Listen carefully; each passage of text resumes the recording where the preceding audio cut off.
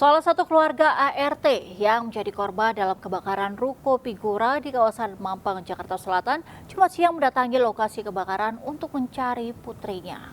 Sementara hasil identifikasi RS Polri, 4 korban kebakaran merupakan satu keluarga dan 3 lainnya ART.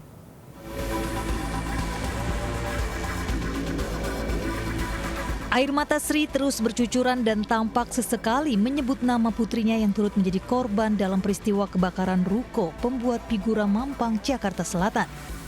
Menurut sang ibu, putrinya bernama Tiara baru bekerja sejak tanggal 8 April lalu, menggantikan seorang ART yang pulang libur lebaran.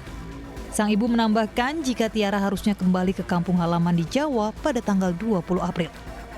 Polisi pun akhirnya mengarahkan keluarga untuk mendatangi kamar jenazah Rumah Sakit Polri Jakarta Timur. Lokasi ketujuh jenazah korban kebakaran diidentifikasi. Pihak kepolisian pun masih menerima laporan dari keluarga atau kerabat korban terkait untuk dimintai data antemortem guna memastikan identitas korban. Diketahui korban terdiri dari 5 orang dewasa, 1 anak dan 1 balita. Sekarang sedang di rumah sakit karena kondisi jenazah ini juga termasuk kondisi dengan luka bakar yang lanjut. Jadi stadiumnya grade-nya grade 4 ya, 3-4. Jadi memang barangkali nanti perlu pemeriksaan DNA juga. Sebelumnya kobaran api melanda sebuah toko bingkai di Jalan Mampang Perapatan, Jakarta Selatan. Proses pemadaman berlangsung selama 10 jam dengan mengerahkan 31 truk damkar. Proses pemadaman berlangsung selama 10 jam dengan mengerahkan 31 mobil damkar. Akibat kebakaran, 7 orang dinyatakan tewas dan 5 orang terluka. Penyebab kebakaran masih dalam penyelidikan petugas. Dari Jakarta, Tim Liputan iNews melaporkan. Aksi seorang sopir bus rute Kota Palu, Sulawesi Tengah tujuan ke Kota Makassar, Sulawesi Selatan yang memberikan makan kepada puluhan penumpang di rumah mertuanya saat momen Lebaran viral di media sosial. Ya, sopir bus mengatakan dirinya mengantar para penumpang untuk menyantap makanan lantaran mereka telah kelaparan dan seluruh warung makan telah tutup.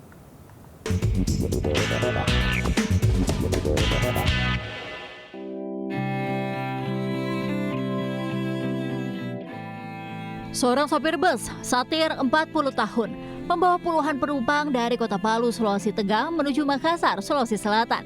Berhenti sejenak di rumah mertuanya untuk menyantap makan siang khas Lebaran. Aksi kepedulian ini pun viral di media sosial. Sang sopir menawarkan makan kepada penumpang yang mengeluh lapar usai melaksanakan sholat Id. Karena saat itu banyak tempat makan tutup, Satir pun meminta mertuanya untuk membawa penumpang makan di kediaman sang mertua di daerah Polewali Mandar, Sulawesi Barat. Seorang penumpang berterima kasih hingga mengabadikan momen santap bersama makanan khas Hari Raya Idul Fitri seperti ketupat hingga opor ayam. Di tengah nuansa hari kemenangan, kehangatan para penumpang dan Satir begitu hangat. Karena pas hari Lebaran, Pak. Pas hari Lebaran. Itu penumpang sudah mengeluh pada saat itu, Pak? Ya, lapar semua memang. Oh, lapar. Ya, kita juga seorang sudah lapar juga. Oh, Tidak kan maksudnya saya sudah informasikan memang maksudnya bagaimana ada ini apa cukup kan maksudnya sajian di situ. Meski sudah berlalu, sikap kepedulian Satir bisa menjadi inspirasi untuk menyebarkan kebaikan dengan sesama. Dari Makassar, Sulawesi Selatan, Yoel Yusfin, iNews melaporkan. Puluhan siswa kelas 12 SMA Negeri 2 Maumere, Sikan, Nusa Tenggara Timur dipulangkan saat hendak mengikuti ujian akhir. Siswa dipulangkan hanya karena menunggak iuran komite di sekolah dan tidak menyelesaikan tugas karya ilmiah. Ada duduk di luar sini, kenapa? Uang sekolahnya berapa? Sebuah video viral memperlihatkan seorang siswi kelas 12 SMA Negeri 2 Maumere, Kabupaten Sikan, Nusa Tenggara Timur, mengaku dipulangkan saat hendak mengikuti ujian akhir karena menunggak iuran komite sekolah sebesar Rp50.000. Siswa tersebut terpaksa tidak dapat mengikuti ujian akhir sekolah hari pertama. Ia baru bisa mengikuti ujian jika melunasi iuran komite sekolah. Menurut pihak sekolah, sebanyak 30 siswa terpaksa dipulangkan karena tidak menyelesaikan karya ilmiah dan menunggak uang iuran komite mulai dari Rp50.000 hingga jutaan rupiah. Bagi pengurus sekolah, kebijakan ini sebagai bentuk komunikasi antara sekolah dan orang tua murid agar dapat menunaikan kewajiban membayar iuran komite. Aja tidak bisa masuk ikut ujian. Oh begitu. Habis kenapa Nona duduk tunggu sini? Nona sudah konfirmasi orang tua kok? Sudah, cuman mama mereka bilang uangnya belum ada. Mama bilang uangnya belum ada. Ada yang 50.000, tapi itu udah 100.000, ada yang 50.000 dan ada yang sampai dengan jutaan. Tetapi kami sebagai bentuk komunikasi kami dengan orang tua, supaya orang tua itu datang, kami memulangkan mereka dulu hari pertama, supaya mereka bisa kembali besok untuk menyelesaikan itu, termasuk tugas-tugas dan juga membawa keuangan yang belum dilunaskan. Hingga saat ini beberapa siswa yang dipulangkan sudah mengikuti ujian akhir seperti biasa karena telah menyelesaikan karya tulis ilmiah dan membayar iuran komite sekolah. Dari Sika, NTT, Joni Nura, iNews melaporkan. Pemirsa, diduga derita gangguan kejiwaan, seorang wanita mengamuk dan merusak minimarket di Kabupaten Bekasi, Jawa Barat. Selain itu, ia juga mendobrak abrik sebuah warung lontong hingga barang dagangan berantakan.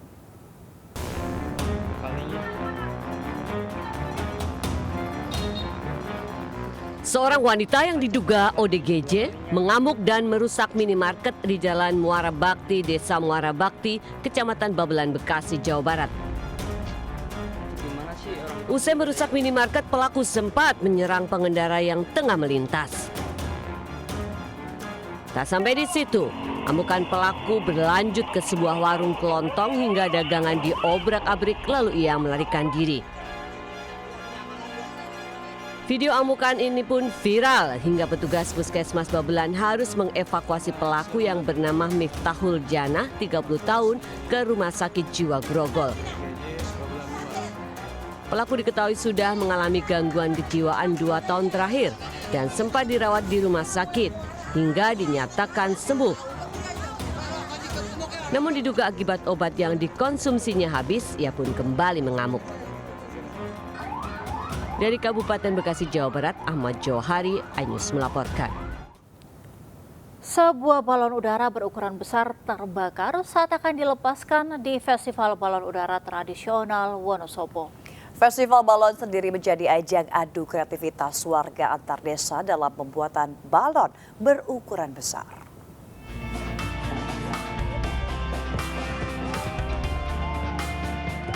Kobaran api dengan cepat membakar balon udara seharga jutaan rupiah ini. Meski kecewa, kelompok dari Desa Jurang Jero Kertek ini tetap semangat dan mengambil balon udara cadangan. Meski ada insiden, festival balon udara tetap digelar di Desa Candiasan, Kecamatan Kertek, Wonosobo. Tak kurang 37 balon udara berukuran besar mengikuti festival ini. Terkendala tiupan angin yang kencang, banyak balon udara yang tidak dapat diterbangkan dan sulit dikendalikan. Festival balon merupakan ajang adu kreasi dan kreativitas warga dalam membuat balon udara. Berbagai corak dan motif serta lukisan dalam balon sangat indah untuk dilihat di langit. Tradisi yang notabene itu dari dulu sudah tidak turun, dari dulu awal dari Kecamatan Kertek yang dulu dilepas hari ditempatkan, dan banyak sekali balon-balon yang sangat luar biasa, antusias setiap tahun. Dan pada kesempatan ini besok kita akan lebih banyak lagi untuk penerbangan balon, juga banyak sekali balon-balon besar. Menerbangkan balon udara merupakan tradisi warga Wonosobo dalam merayakan Lebaran. Namun sekarang terdapat larangan menerbangkan balon secara liar karena mengganggu penerbangan. Balon harus ditambatkan dengan tali dengan maksimal ketinggian 150 meter. Dari Wonosobo, Jawa Tengah, Didik Dono Hartono, iNews melaporkan.